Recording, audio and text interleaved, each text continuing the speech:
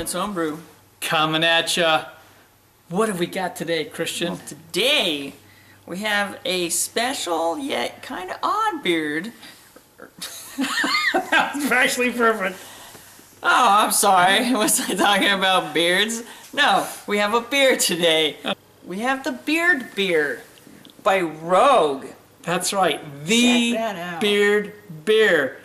And there's a great backstory to this one if you haven't heard. You know, Christian's had this before, and I've had this set aside for a while. So why don't you tell us about this one? Well, the Beard Beer was brewed with yeast from the brewmaster himself of Rogue, John Mayer. And it's yeast that came out of his beard and was pretty cool. And He's had the same beard Yeah. since 1983 and done over 15,000 brews. so think of all the yeast that could have got stuck in Wild his beard yeast. over these years.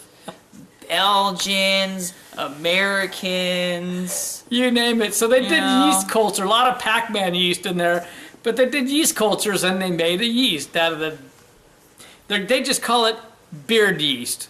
So Why not? I mean, that's kind of cool. I kept a couple extra days on, and Christian's sporting quite the brewer's beard there. You know, So we're gonna get this cracked open and give it a shot. it looks like it's got decent carbonation, very clear, a very, I would say apple juice look to it, almost in a way. Yeah, it's an Yours amber might golden in have, color. A little bit more yeast in it. I might have a little more funk in mine now. I might have gotten lucky on this Yeah, mine's one. not as clear, so we might switch midway. But it's got a nice head on there, so Yeah. indeed. If we didn't Nice mention white head. before, this is considered either like a Belgian style or somewhat call it a wild yeast because it's kind of has wild yeast in it. Because beards are wild. That's right. It's 5.6% ABV and 25 IBU. So let's get the notes on this. Yeah. Wow, that's fun. Right away, I got a nice breadiness on it, and you're right. He mentioned he's had it before. Makes Yeah. me think of a saison right off. You kind of get a bubblegummy note to it also, so you get towards that Belgian style. Some grassiness on there. Lemon. A little bit of white grape. Almost lends towards a hef in a way in smell. Yeah, a little bit like a wheat. And a little bit of spiciness to it, probably from whatever hops they put in Yeah. there, I would say.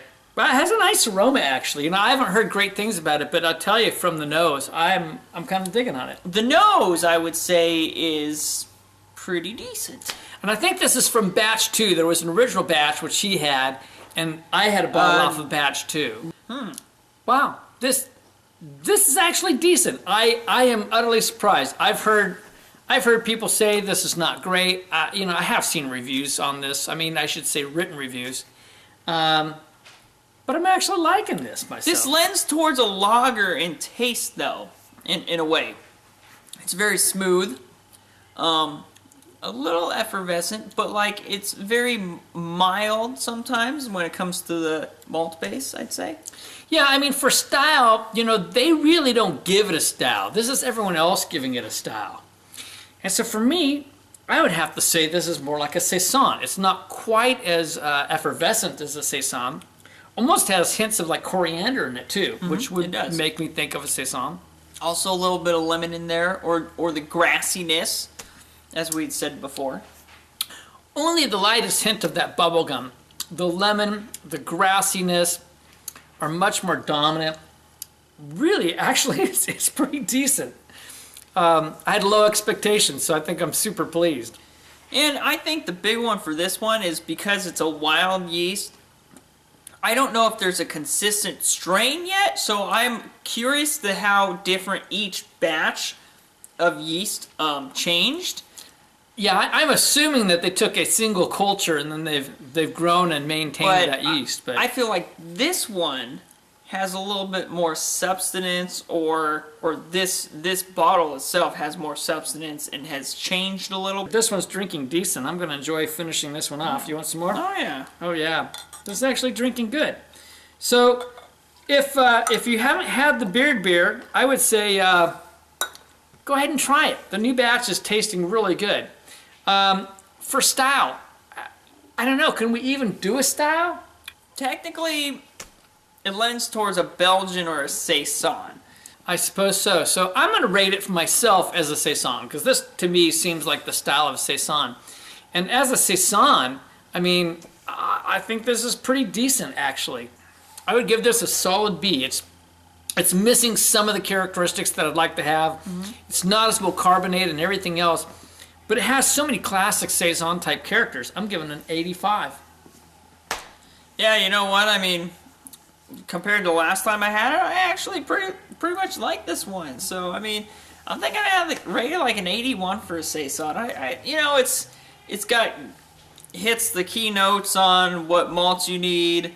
It's not like something out of control. Great, but it's good. I can drink this again. Yeah. We should have busted this out on a warmer day. Maybe so, yeah. All right, overall. Overall on this, it's a really nice beer, quite frankly. I'm just sticking right with it, pretty close. I'm going 84, just a notch below, but that's it.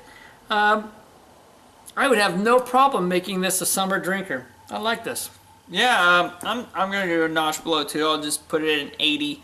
Yeah, at 5.6%, I mean, let's face it, this is somewhat of a novelty, but it would be a great little summer beer and a good conversation starter. This is it right there. This is what you're looking for. It is the Beard beer, and you need to be sporting a beard to have one. Well, of course.